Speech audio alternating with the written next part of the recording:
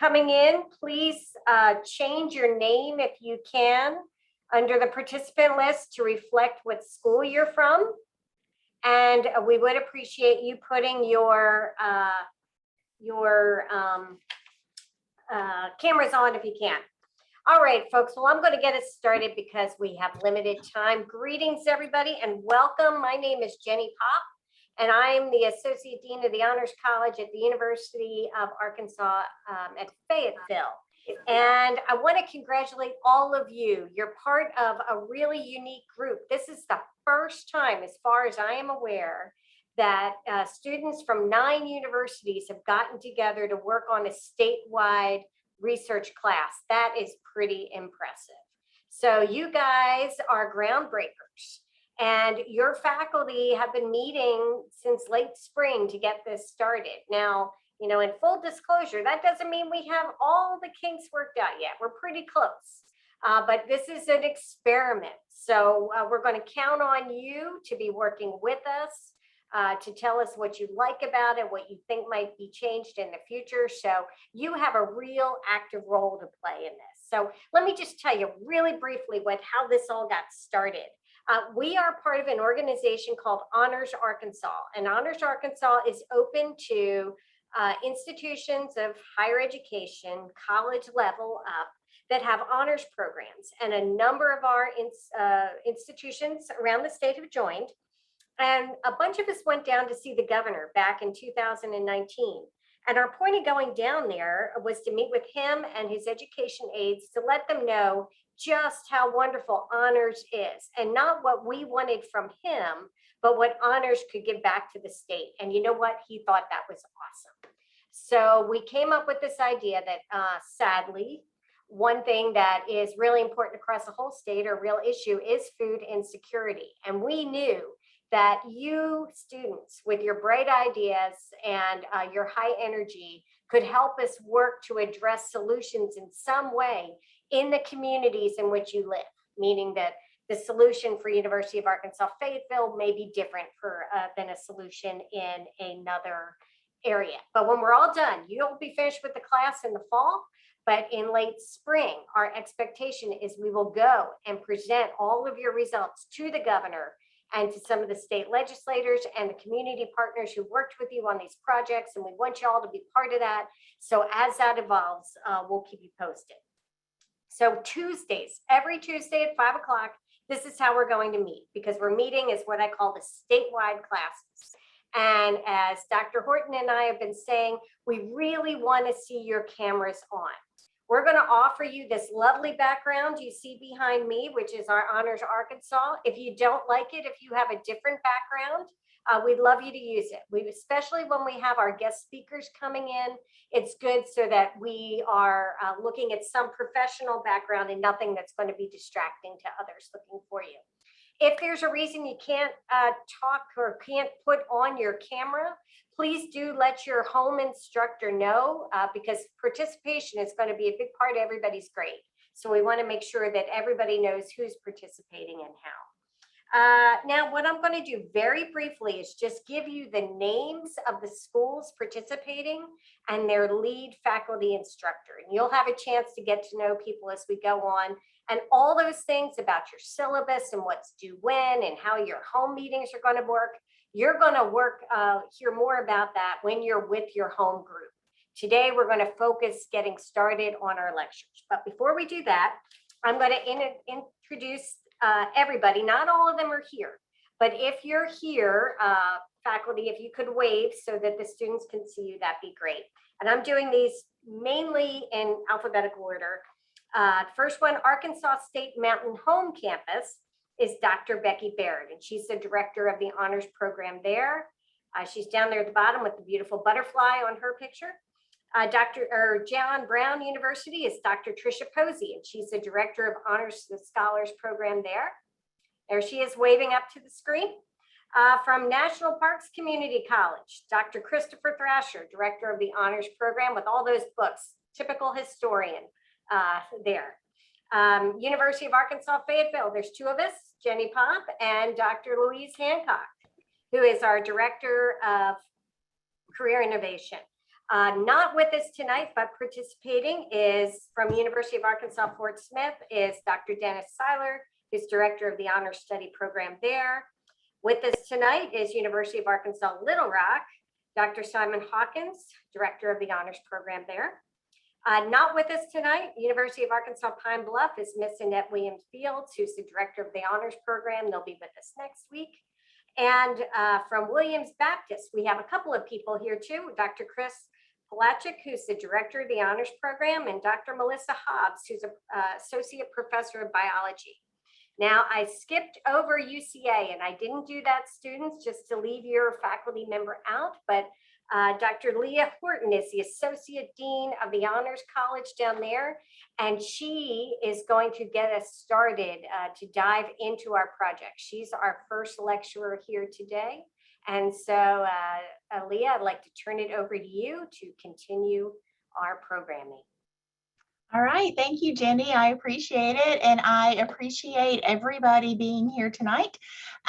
Before I share my screen and jump in, I just want to say that one of the things that I think we all love about honors education is the opportunity to be curious and to ask questions, and to go into things not necessarily expecting to be an expert at the end of it, but we want to know more, and we want to be able to make a positive impact on the communities around us. And that's really the goal of this adventure, right, that we're all going on together. So, you know, none of us in here necessarily are experts in food insecurity, but we're all curious about it. We all know that it's an issue. It's an area that we all feel strongly about, and we will be bringing in experts in this area, different aspects of the area, to talk to you over the course of the semester. And so one of the things that I think we're going to see as we go through is that food insecurity is a big, messy problem. And so to start off, I want to do some interactive polling using Mentimeter. And so you may have to move, if you're like me and your little Zoom toolbar is at the very top of your screen, you may have to drag it down.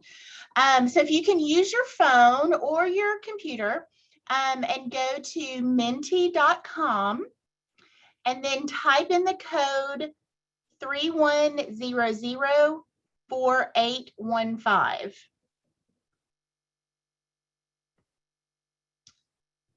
And as we have folks enter the code and get started and start entering your answers, those answers hopefully will start popping up on the screen. If you're having trouble, feel free to unmute and let me know because I can't see everybody now. There we go. Okay. Yes, ma'am. I didn't catch the website. I'm sorry. Okay, it's menti.com, MENTI. Oh, I see where you can copy the link. Okay. Yeah. Okay, great. Okay. I'm sorry, and I apologize for being late as well. Oh, no, you're fine. And I couldn't get logged in. Right, you'll have to put in that code. Okay. Yeah, so we're seeing lots of ideas that contribute to food insecurity. I think doing a sort of a formative assessment to kind of see where we are and what we already know and what we're thinking is always a good idea. So we're seeing a lot of things about income, food deserts, transportation issues, socioeconomic status. Yeah, all of those are great. Did everybody manage to get in? No, I'm still trying. I'm sorry. That's okay.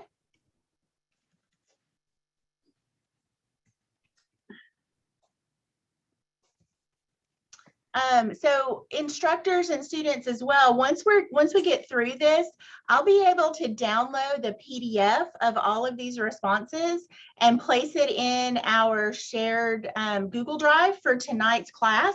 And so, if anybody ever wants to refer back to any of these questions or comments or answers for anything, that might be useful. All right, we're going to go ahead and go on to the next question. Just join us if you can. So this is a different kind of question. This is where you get to do a sliding scale. And how do you think these variables are related to food insecurity? So are they weakly correlated or are they strongly correlated?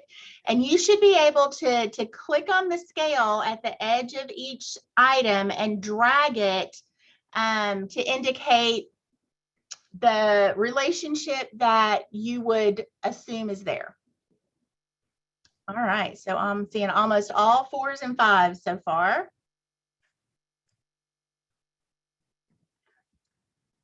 Good.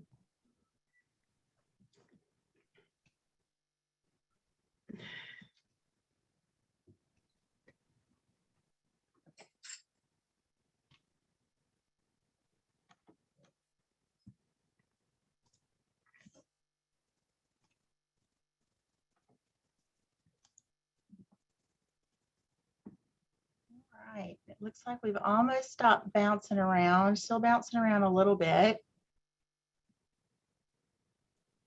So as we go through over the course of the semester, we're going to talk about more of these things. And like we said earlier, food insecurity is one of those big multi-dimensional messy problems. So there are lots of factors that contribute. And as we're going to see a little bit tonight, different parts of the country may have different variables that come to the forefront because geography and a lot of things associated with where one lives does factor into the most important correlates for food insecurity. Okay, here's the next one. Based on your own experiences or your imagination, what might be some consequences of experiencing food insecurity?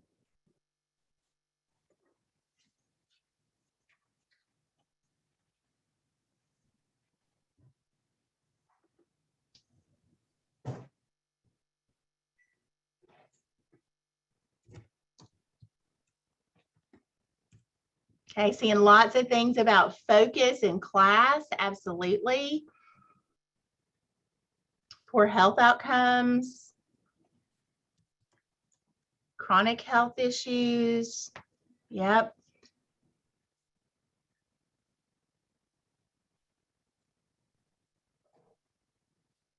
Some things about stress, lack of proper nutrients, so some malnutrition ideas, delayed development, especially in children, absolutely, good.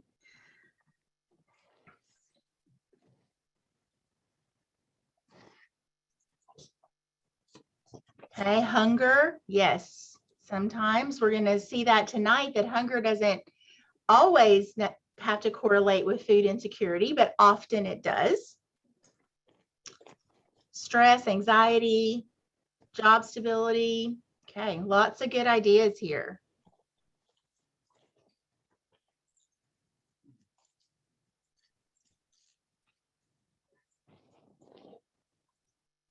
Mood swings, yes. Irritability is a big one.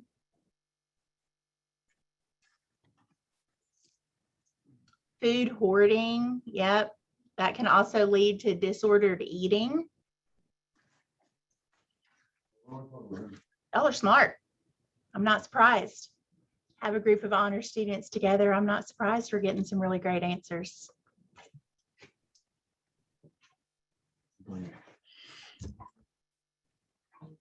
All right, good job. Okay, I've got 2 more, I think. How would you rank institutional responsibility for addressing food insecurity? So your options are the federal government, state and local government, nonprofit organizations, and religious organizations and other charities. So how would you rank those in terms of their responsibility for addressing food insecurity?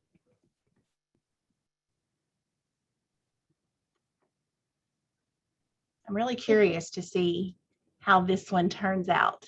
I have a question. Should this be like who does take responsibility, or should this be like who we think should take responsibility? Who should take responsibility? Okay, thanks. Yeah.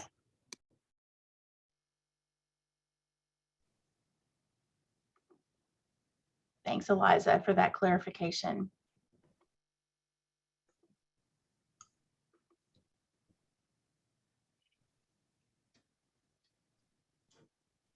It's kind of fun to watch the bars bounce around a little bit.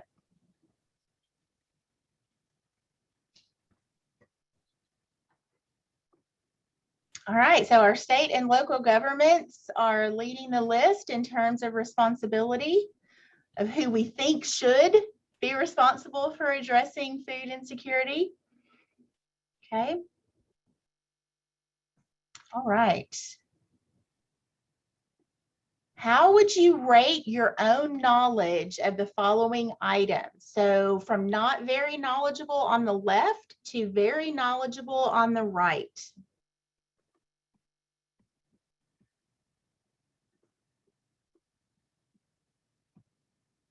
So if you're not familiar with WIC, that's the Women and Infants, Women, Infants and Children Supplemental Nutrition Program.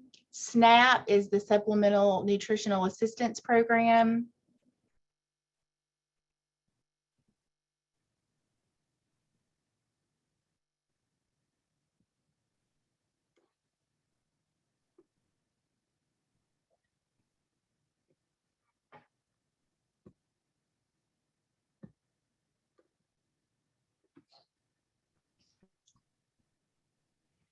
So we're not going to cover all of this information tonight, but it all will be addressed at various times over the course of this semester. And so I thought this might be useful for some of the things about the resources in your area, that this information might be useful for your for the instructors on the call when you're kind of planning some of the things you want to make sure that you talk about with your students. So one of the things that I think is really interesting when looking at this particular item is, you know, when I asked you all to think about the variables related to food insecurity and the consequences of food insecurity, we knew a lot, right? We knew a lot sort of conceptually, but then when it gets down to sort of the nitty-gritty resources and some of the other contributing factors, we still have a lot that as a group we need to learn. And so I think that's really exciting for us as a class to know that we hope to see some real growth over the course of the semester and how familiar you are with some of these ideas. And so if we did this again at the end of the semester and we went back and compared, that might be something we want to think about doing. And this is the very last one. What is the one thing you are most hoping to gain from this class experience?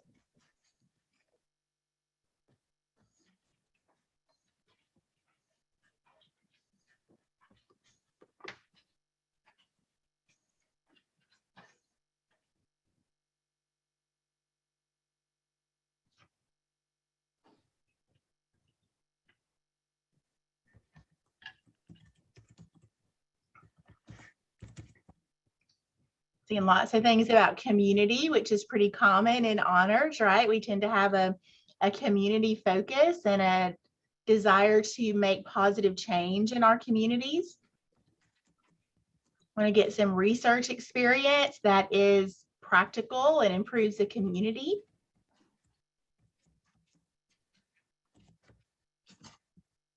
Some hands-on experience, gain some knowledge, learn about our local resources and how you can help and educate others in your communities. That's awesome.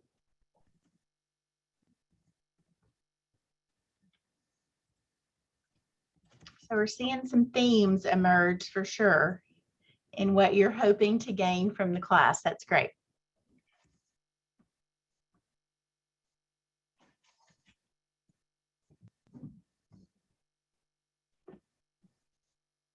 ways that we can help in small ways. I like that, right? Because with big, messy problems like food insecurity, it can be so overwhelming that, you know, there's no one answer to fix it, right? And so sometimes we can be overwhelmed to the point of inaction, but to think about what are some of the small ways, the small contributions that, while it might not make a difference in the lives of a lot of people, it might make a big difference in the lives of a few people or even one person, right? That's a big deal. That's definitely a positive impact on your community. All right, so thank you for, thank you for indulging me in doing these questions. I think that was a good starting exercise. So I'm going to switch to a different screen. Y'all are going to have to tell me when I change my screen, do I need to stop sharing and reshare? Or can you see my Google Slides presentation now? We can't, we still see the Mentimeter. Okay, all right. I thought that's what was going to happen. Zoom's a little weird about stuff like that when you try to change screens. Okay. So when we're talking about food insecurity, I think it's important that we get some common language, some common definitions, because we all may have slightly different understandings of what food insecurity means. So according to the USDA, there are 4 types of food security, or four different types of a status that individuals can have. So high food security, marginal food security, low food security, and very low food security. Well, how is that measured and defined?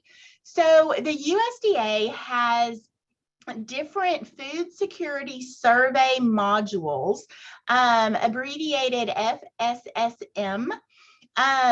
And I put the link here. So this presentation will be in our shared Google Drive, so you'll have access to it later. So if you want to actually go to this link and look at some of these surveys and survey questions, they are available to you. So why do you think it's important for folks who are researching food insecurity in the United States to use these standard survey instruments? So you can, I don't know. Yeah, I can see the chat. So you can put your answer in the chat, or you can use the raise your hand feature, or you can just unmute. So why do you think it's important to use these kind of standardized instruments? Yes, Juliana.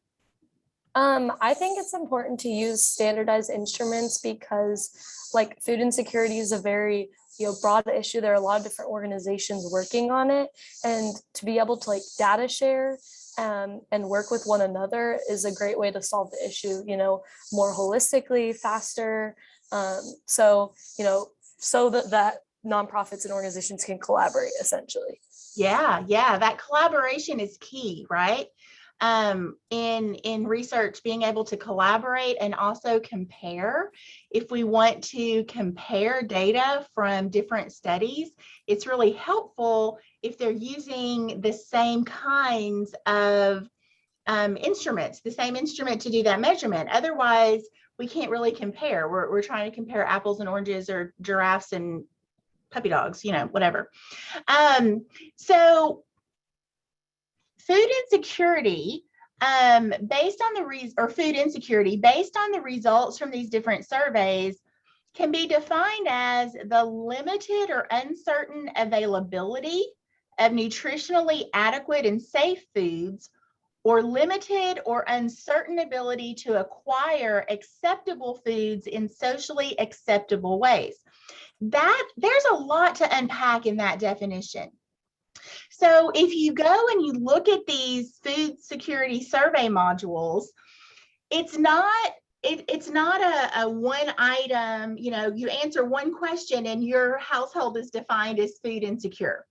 So it's one of those surveys where if you if you answer this way on questions 2 through 5 and this way on question 6, then your household may be defined as low food security or very low food security.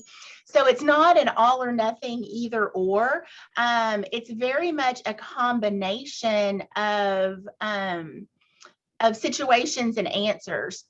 And so I'm seeing some of the other comments in the chat that came in about why is it important to use similar methods, and y'all are absolutely right with those comments in the chat. So thank you for that. So I wanted to spend just a little bit more time unpacking this definition. So limited or uncertain availability of nutritionally adequate and safe foods. That might be what most of us think of when we think of food insecurity. Not enough food, or we don't know when the food is going to be available. Okay, so that might seem to be one of the most obvious parts of that definition. It can all, food insecurity can also be influenced by limited or uncertain ability to acquire acceptable foods. So remember when we did the Mentimeter question, we were talking about factors that influence food insecurity, and y'all were already talking about things like food deserts and transportation. Sometimes money comes into play with that. You know, is your money going to run out before the month does, right? Is there more month left at the end of the money? Those kinds of questions. Or do you have unreliable transportation and you're not able to get to the grocery store? So it's interesting that things like food deserts are defined differently in rural and urban areas. So in an urban area, it's defined as living in a food desert if the nearest grocery store is more than a mile away. But in a rural area, it's more than 10 miles away.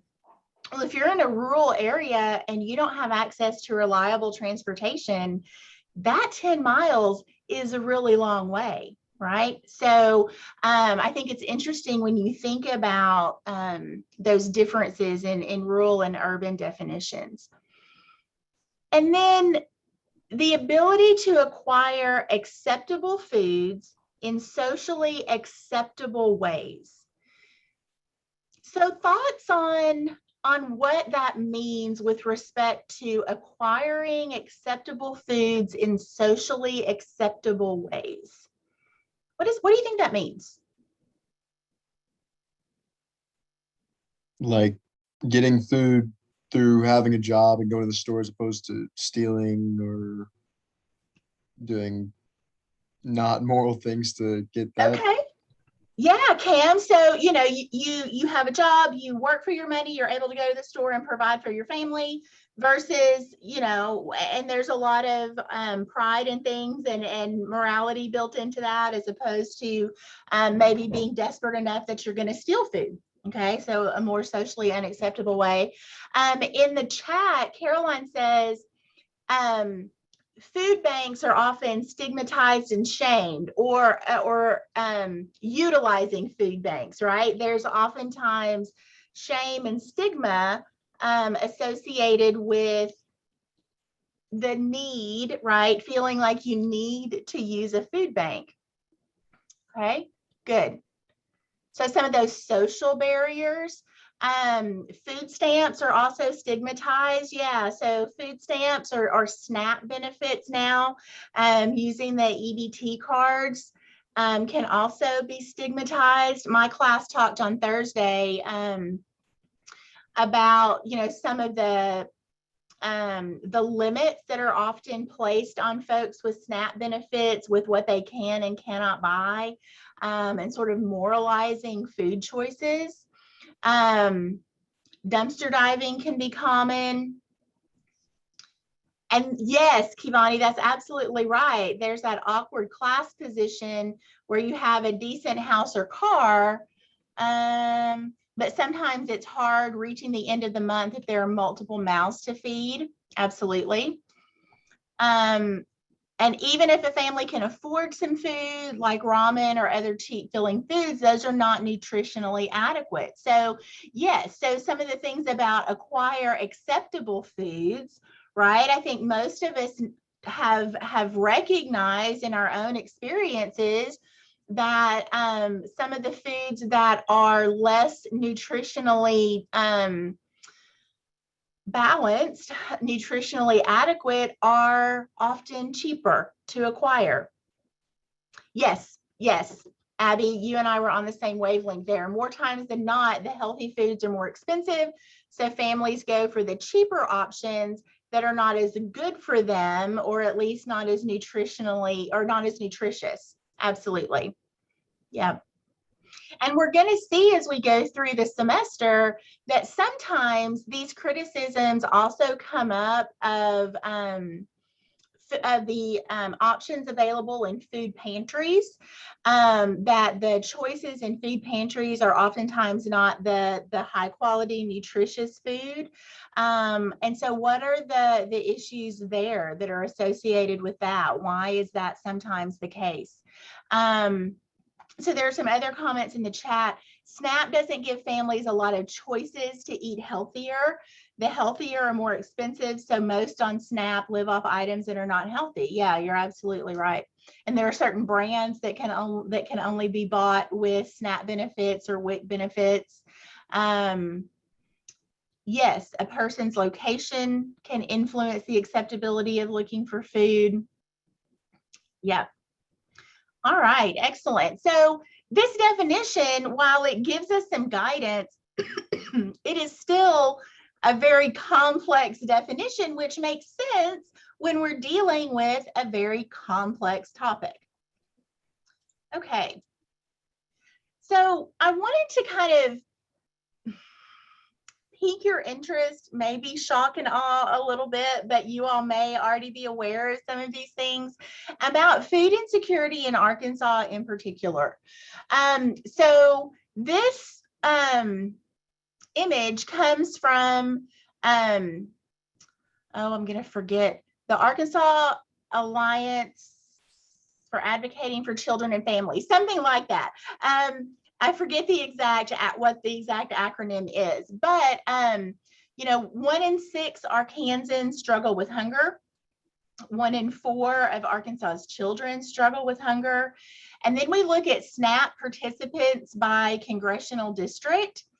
So the red pieces of the pie are the SNAP participants in Arkansas.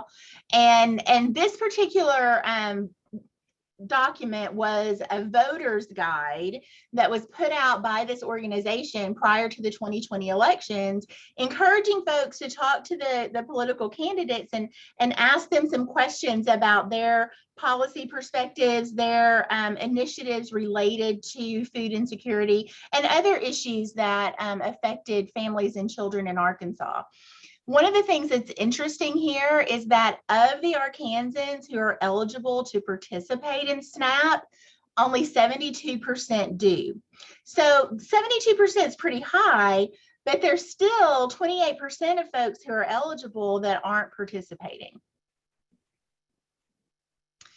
So this graph is looking at Arkansas SNAP participation by age over time and comes from another publication by that same organization that is a SNAP report from 2020. So the most recent data at the time of publication was 2019. And so you see that over time since 2014, participation in SNAP in both age groups, the 0 to 18 and the 19 plus, has decreased. There's been more of a decrease in the 19 years old and above category.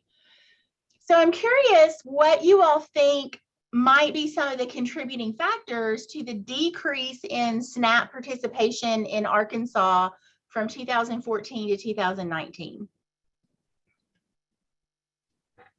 Any ideas?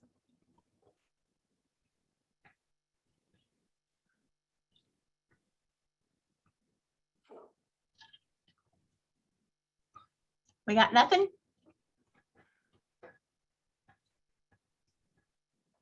Oh, chat? There's things in the chat. All right, here we go. Many people are embarrassed to receive help. There's poor education about SNAP, okay? Less resources available to inform people about SNAP. Sometimes the application for benefits are overwhelming. Absolutely. So this report is in our shared Google Drive in the materials from lecture 1. And it does have some qualitative data in there looking at quotes from people's lived experiences trying to get on SNAP and how difficult that process can be. So absolutely, there are some real barriers in the bureaucracy of these government assistance programs. You know, part of it is there has been some economic recovery since the recession that started in 2008 and 2009. So that does account for some of the decrease in SNAP benefits. But there are also some additional restrictions placed on SNAP participants in Arkansas in 2016. And that also impacts who is eligible for SNAP in the state. One of the things that just blew my mind when I was preparing for tonight was this asset limit to qualify for SNAP benefits. So Arkansas is one of 10 states that implemented the most restrictive asset limit.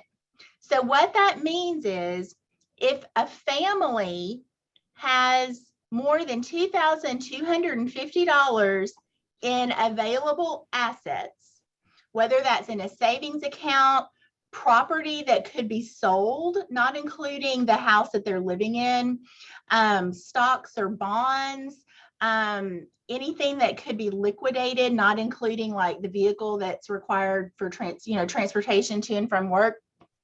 But if a family has more than $2,250 in savings, they are not eligible for SNAP benefits, regardless of their income.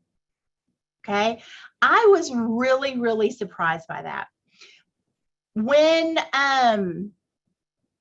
the pandemic hit and there were more folks that were that needed SNAP benefits and were trying to get to apply for SNAP and get on SNAP, if they had more than that in savings, despite the fact that they had lost their job, you know, all of those different economic hardships that we've heard about in the last 18 months, they had to deplete their savings before they would be eligible for SNAP. So, you know, when we're thinking about sort of the policy aspect of food insecurity and those who's responsible for addressing food insecurity, the state of Arkansas does not have to implement that restrictive of an asset limit. If you notice, the yellow color are all of the states that have no asset limits in place for being eligible for SNAP benefits. So I just thought that was interesting and also disheartening from my perspective. So I'm curious to know, I've got some comments in the chat. I'm curious to know if this is new information to you all, or if y'all already knew this, or kind of what your reaction to that is.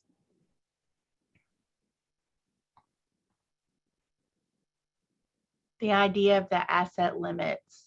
Are we able to just talk, or do we put in chat? Yeah, of course. Please, Sydney. I just didn't see that you'd raise your hand. That wasn't me who spoke, so whoever wants to speak, or whoever did speak, if you want to go first, you can. Oh, was that Janelle? Yes, it was. I'm sorry, Janelle. Go ahead. And then Sydney. No, I didn't know exactly about SNAP, but I know for other benefits in Arkansas, just having like family members having to apply to certain programs that I remember hearing them say that they have to resend in their information every month. And then like some months they might get it or some months they might not. And it just seems like a really lengthy process. And I know that people that don't really have that time or energy, they feel like they could probably put it into something else. And that's like I say, it's just disheartening to figure Yeah. out how they found that out. Yeah, absolutely. Thanks, Janelle. Sydney, did you want to say something? Yeah, I was just gonna agree with you that it's just very disheartening to hear this, that like I feel like this type of help SNAP would like help generational poverty, like help them get out of it. And to hear that there's any type of limitation is so ridiculous to hear, because that is honestly aiding a problem that is trying to be fixed. Yeah, yeah. So the idea of, we want to encourage people to save money, but if you're penalized for saving money by not being able to, access those SNAP benefits, yeah, it seems like a just a vicious cycle. Yeah. Catherine, your hand is up. Yes, ma'am. I just wanted to speak on my experience with this. Yeah. I am an adopted child of 10, and my parents also did foster care, and we have a 200-acre farm, so that is over the limit of assets. So they actually took away our SNAP, even though my parents had this many kids, we had foster children, and because I had my own vehicle, my sister had her own vehicle, and we were on our parents' taxes, it showed up as my parents' vehicle. So they really took away a lot of our resources because it looked like we had so much, even though in fact we didn't, with all of the people that we were accountable for. Yeah. Yeah, and in the chat, I'm gonna thank you for sharing that, Catherine. Related to, just how expensive things are. In the chat, Brianna was talking about how high rent prices are. And it's interesting. I really encourage you all to go read this SNAP report that's in the Google Drive, because I think I put the link there, but I went and looked online for, what are the qualifications or limits to qualify for SNAP in Arkansas. And they give you some examples of, this family has these characteristics, and so, yada, yada, yada. But in both of their examples, they listed rent at $250 a month. Do you know anywhere really that you can rent for $250 a month? One of the examples was for a family of 4. So there seems to certainly be a disconnect between some of the information that's being put out on the website and things, and what's people's real lived experiences. Cam, your hand is up. Yeah, I was just gonna say I had never heard of SNAP prior to this, but like, are all these limits, is that put in place by like local governments? I'm assuming, like. Yeah, okay, so SNAP is a federal program, and there are limits that are put in place by the federal government, but states do have some leeway in some of the things that they implement or some of the ways that they implement those benefits. And so this asset limit was one of those options where states had those limits. And so Arkansas and these other states in red chose to put the most restrictive limits on SNAP that was possible. Okay, so they give them options like to a certain extent where you can fall on the spectrum. Okay.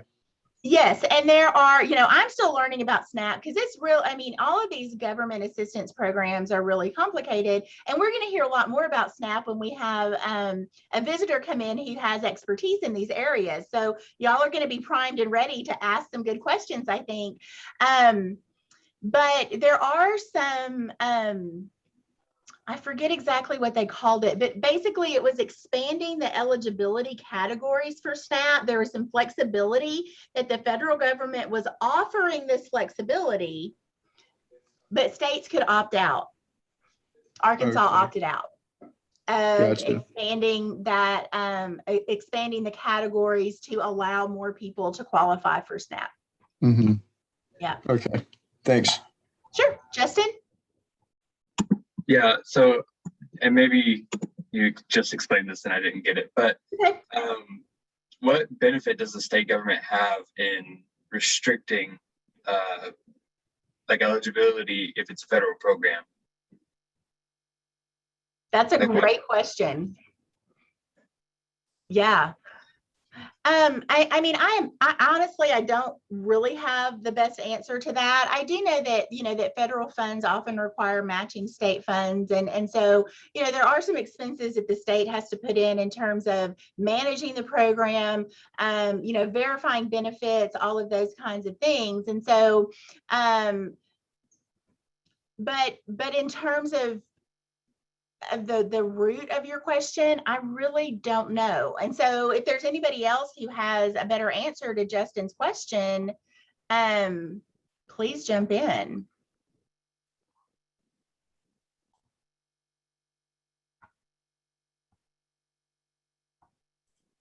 I think that'll be a great question for our guest speaker.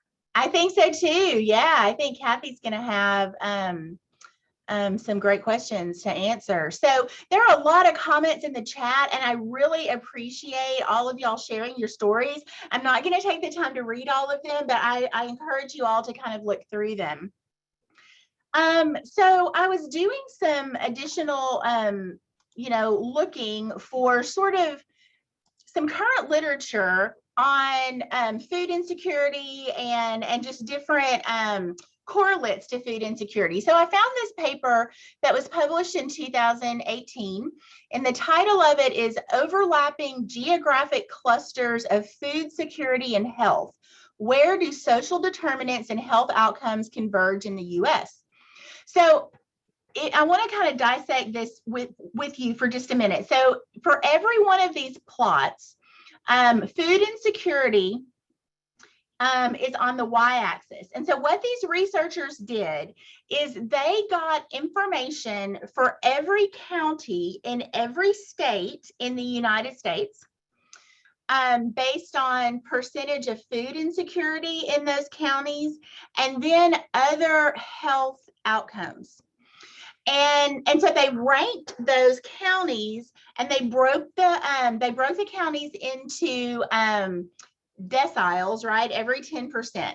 And so what is graphed here on these scatter plots are the percentage of counties in the two worst deciles. And so you've got food insecurity on the y-axis and some other health outcome on the x-axis. Well, if you notice, the South is in yellow. Okay. So when you look at these scatter plots, what are some of the patterns you notice about the yellow dots and or the other colored dots?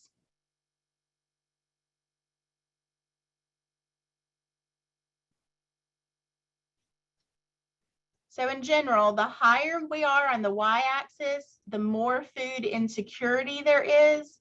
And the higher you are on the x-axis, the worse the health outcome is. Yeah, Kivani. Okay, so from what I'm seeing, there's a lot of yellow in higher areas, and they have the biggest variations. Yes. There's some closest towards the left, and then there's some closer towards the right, but it seems like they're pretty evenly across the board. And it seems like red stays in the same spot no matter which graph you look at. Yeah. Yeah. So when you look at these graphs, you're absolutely right. The green dots, the gray dots, and the red dots, right, are more tightly clustered together. There's more dispersal amongst the outcomes for states in the South, for counties in the South. We're from Arkansas. That probably doesn't surprise us, right? It makes us sad every time we see something like this, but it probably doesn't surprise us, which just reiterates the point that Louise made, that there's work to be done in Arkansas, and we want our honor students to have a part in that. And sorry, that was Jenny, not Louise. But anyway, so here's another graph from that same paper. So in this image, and I apologize that it's blurry, I just had to do a screenshot from the PDF. In this image, they are showing us the geographic clusters where Counties that are high in food insecurity and poor health cluster together in red. Counties that are high in food security and good health cluster together in blue. Okay, so when we look at these different health outcomes, we've got preventative health behaviors. So the percentage of the population who engage in preventative health behaviors. Well, we don't have very many of folks in Arkansas necessarily who are doing that, right? But even if you look at Arkansas, if you can pick out Arkansas on the map, the whole state's not red, right? We've got Central Arkansas, sort of this northwest corner down into Central Arkansas that doesn't have that tight clustering between food insecurity and poor health outcomes. So if we go back and we think about these other graphs, part of this dispersal amongst those yellow dots, that's why we're seeing that, because there is significant differences even within the counties in Arkansas. So you look at where, the counties, where the red is the heaviest in Arkansas, it's the Delta region and it's South Arkansas. So one of the sort of the discussion points in this article is that, this overlapping, these geographic clusters of food insecurity and poor health outcomes seemed to be dependent or most highly correlated with two different variables: percentage of people of color in the population and poverty level. Okay. So when we look at Arkansas, those of us who are more familiar with the state, we do know that in these red areas, we have a higher percentage of people of color in those areas, and we have a higher percentage of poverty in those areas. But I want us to think for a minute beyond sort of some of the simple stereotypical responses and attitudes toward hearing that higher food insecurity and poor health is associated with the percentage of people of color in the population and poverty. Why might that be? So I taught biology for, most of my career. And so I got fascinated in the last 5 years with the idea of epigenetics. So I did a little Google Scholar searching and I found some papers, and I just want to share with you some screenshots of some title pages. So, new avenues in epigenetic research about race, online activism around reparations for slavery in the United States. So if you're not familiar with epigenetics, epigenetics is the idea that there are modifications that take place on top of the DNA code. Okay, so it's not changes to the sequence of DNA like you might think about a mutation that might cause cancer, like actually changing your A's, T's, C's, and G's. Epigenetics are chemical modifications that take place to the bases that make up the DNA. Those chemical modifications influence everything from gene silencing to DNA replication, all kinds of issues that those epigenetic modifications make. For a long time, we thought that all of those epigenetic markers that a person accumulated over their lifetime, most of them, not all of them, we thought most of them were essentially wiped out during embryonic development. We know that's not necessarily the case anymore. We know that there are epigenetic markers that folks accumulate that can be passed on through multiple generations. Experiencing trauma is known to alter your epigenome. So experiencing trauma can be, the effects of that can be passed on for multiple generations. And so there's a lot of research going on trying to understand how epigenetic modifications within different demographic groups of people can influence things like a higher type 2 diabetes rate in African Americans? Can that be traced back to multi-generational trauma? We're not that many generations away from slavery, from Jim Crow, right? There's a lot of trauma in those populations that's influencing that epigenome. And I don't want to deal too much in the negative tonight, but I think it's important that we recognize that these are big, messy problems, and we need to be advocating for holistic approaches to these problems. And we need more research dollars to better understand them, right? So post-traumatic stress and the lingering impact of violence upon enslaved people. Again, looking at epigenetics and health outcomes. Here's another one, intergenerational trauma and its relationship to mental health care. And then race, epigenetics, and COVID. I thought this was really interesting because you may have heard in the news lately or in the last several months that people of color were tending to have poorer health outcomes related to COVID. And so some of that may be connected to epigenetics as a result of the demographic that they're in, that's predisposing them to some of the health outcomes that we're seeing that might make folks more susceptible to COVID.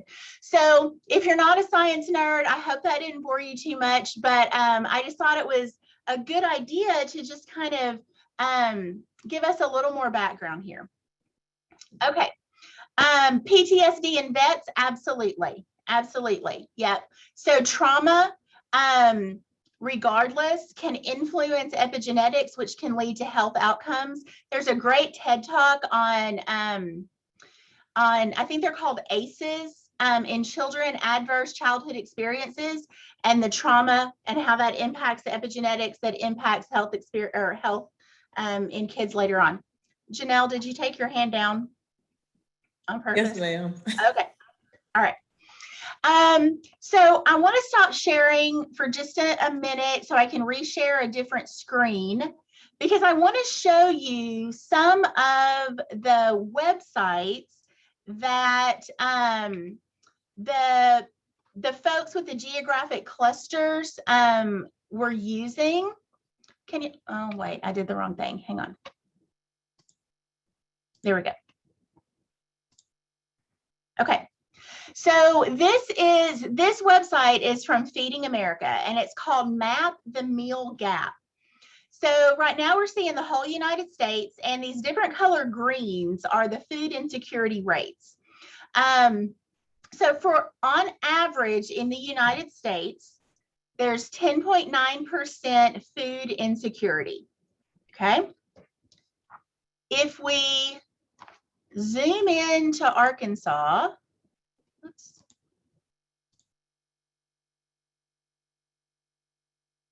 Okay. We're at 16.6% food insecurity. So Arkansas definitely has a higher food insecurity percentage rate than the rest of the country. I think there's only maybe a state or two that has more food insecurity than us, right? But what's really interesting about this website is you can click on individual counties. So I'm in Faulkner County. So Faulkner County has a county rate of 15.3. 52% of Faulkner County is below the SNAP threshold of 130% of the poverty line. Okay, so more than half of the residents of Faulkner County aren't eligible for SNAP.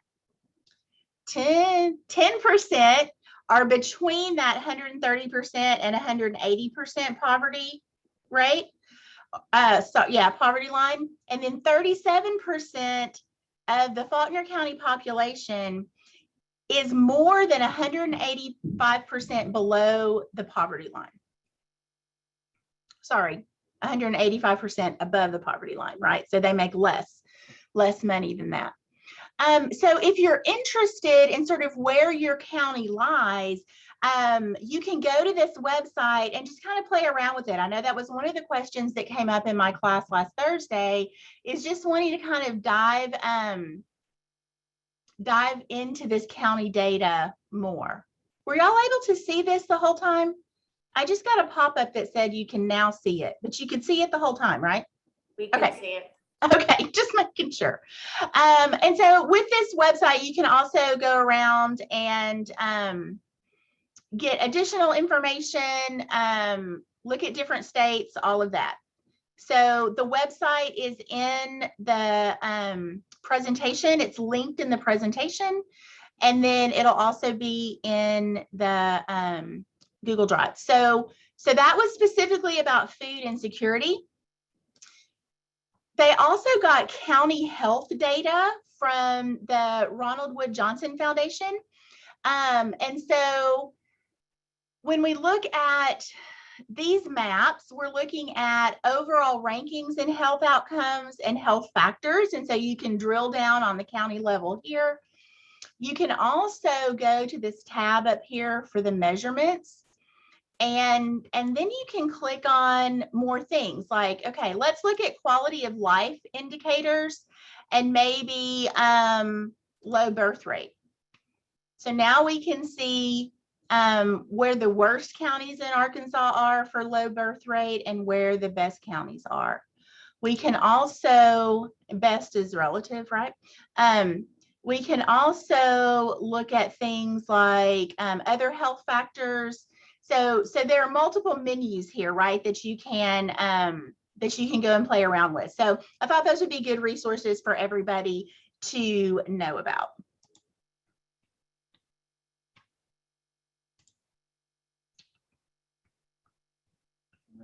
Oh, here we go. Okay.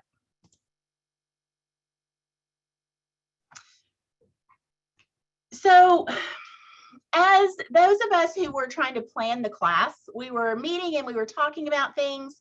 And one of our members shared this paper by Alamo. It's basically a review paper of food insecurity in the United States.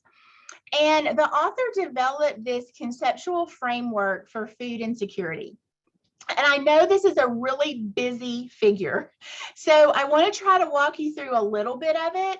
But this is a paper that most likely all of you are going to be asked to read. And so it's trying to take all of these different variables related to food insecurity and trying to make them fit together in a way that makes as much sense as possible. So if we look at household food insecurity, we know that these are some of those components from that definition, right? Worrying or uncertainty about the food supply, unsuitable food, how are you going to get food, socially unacceptable food choices. And that when families sort of make an adjustment to be willing to accept food acquisition and some coping strategies, then, you know, we can start talking about the severity of the household risk factors. Ultimately, all of this is hoping to move families from a state of food insecurity to resolution of food security. We know that, you know, food security and food insecurity is not a unidimensional problem. All of these different factors, most of which you all listed in our first Mentimeter question, they accumulate, right? They're cumulative, they're synergistic. And the more of these factors a family is dealing with, oftentimes the more food insecure that family is going to be. We also know that food insecurity can have individual outcomes like disordered eating, diminished nutritional quality, hunger. So, you know, hunger is related specifically to restriction of food intake. Sometimes in families, you'll see parents or adults choosing to restrict their food intake to give their children more. That doesn't always happen, but it's something that's commonly seen. And all of these potential individual outcomes can lead to psychological suffering, which can cause changes in those epigenomes that I was talking about earlier. And then there are potential consequences that you all also listed, right? Physical and psychological health, nutritional status, functional impairment, psychosocial behavior, all of those things. So this is the framework that we are trying to use throughout this semester to sort of guide our conversations, to guide the projects that we're doing, and that we're going to be using potentially to kind of frame what it is that we tell the governor's office in the spring. So I just wanted to introduce this framework tonight. It's going to take more than a couple of minutes to really digest it and internalize it, because like I said, there's a lot to look at in that figure. And so I wanted us to get into breakout rooms, but we're basically out of time because y'all were participatory tonight. I'm really excited about that. I didn't know what to expect in terms of your participation in a big group setting like this. So I'm really proud of all the students for participating. But I did want to just take the last few minutes to see if there were any additional comments or questions or discussion that you wanted to have. We've got about 7 minutes technically left. I just want to say, because I am a biology nerd, that was really interesting to find out. And just like looking at other aspects, not even just slavery, such as like institutional or systematic racism, or even the events of like George Floyd this past summer and how much stress and stuff that caused the African-American communities. I'm thinking about like what type of epigenetic modifications could have happened that make them more susceptible to COVID or other diseases. Yeah, that's great, Janelle. And I'm really glad that you're thinking that way in terms of possible areas of future research that, I mean, it's wide open for things that can be investigated. The Alamo paper at the end makes, and notice this, it's a 2005 paper. It's getting a little old in the literature world, right? But she makes some arguments at the end of the paper for areas of future research. And one of those areas is to really improve the amount of community-based participatory research that's done in these areas. So community-based participatory research is exactly what it sounds like. It's folks actually going out into the communities and hearing folks' stories, not just in an anecdotal way. So I'm curious, how many of you have had any course, and maybe just give me a thumbs up or some, whatever, but how many of you have had any course that has talked about qualitative research methods? Okay, a few of you, but not very many. Yeah, I'm hoping that the professors have, right? Yeah, but not all research to be effective and rigorous has to be quantitative. There can be really great qualitative research that's done, and oftentimes hearing those stories, people's stories, can really compel people in power, right, policymakers, to consider making change. So, one saying that I've heard is numbers convince and stories compel. So it's something that we might think about when we're planning our campus-based projects is, can we bring in the voices of the people that we're working with? And that's so important in a variety of ways, right? From an equity perspective, from an inclusivity perspective. Some marginalized groups of people are tired of folks coming and surveying them and never going back and talking to them about the results of that research, right? It's almost like those marginalized communities are great for a research site, but in terms of actually any real investment from the researchers in those communities, sometimes there's not much, and they often feel taken advantage of. And so when we're talking about issues like food insecurity, that are so deeply personal to people, to real people, we've got to take those things into consideration. And how can we be sensitive and inclusive and equitable, and making sure that we are hearing as many voices as possible, not just the majority perspectives. So yeah, I know I haven't answered a whole lot of questions. I hope and I've opened a lot of boxes for everybody that y'all can dive into over the course of the semester. Go into the Google Drive, look at some of the papers that I posted there. If any of this piqued your interest, hopefully y'all will talk about some of them back on your home campuses. And I think I'm going to be quiet now, unless anybody else has any comments or questions for me.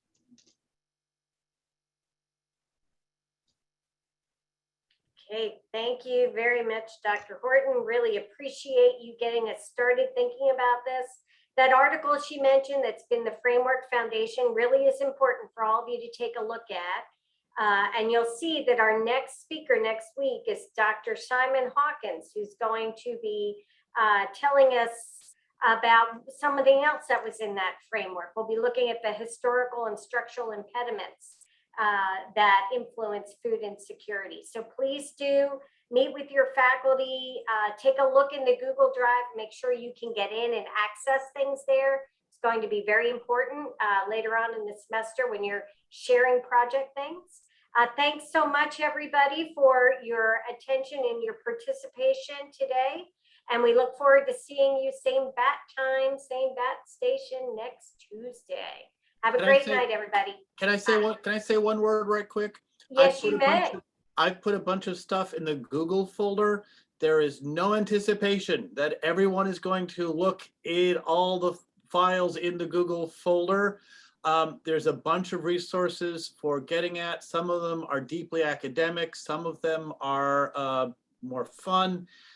Sample them to the extent that you're interested in, but they are not, absolutely not required reading. There is no assumption that you're going to go through all this before our class next week. This is just more background material. Thank you for that clarification. Probably helped a lot of people with that clarification. So thanks so much. Great questions, great comments, guys. Have a great night. We'll see you next Tuesday.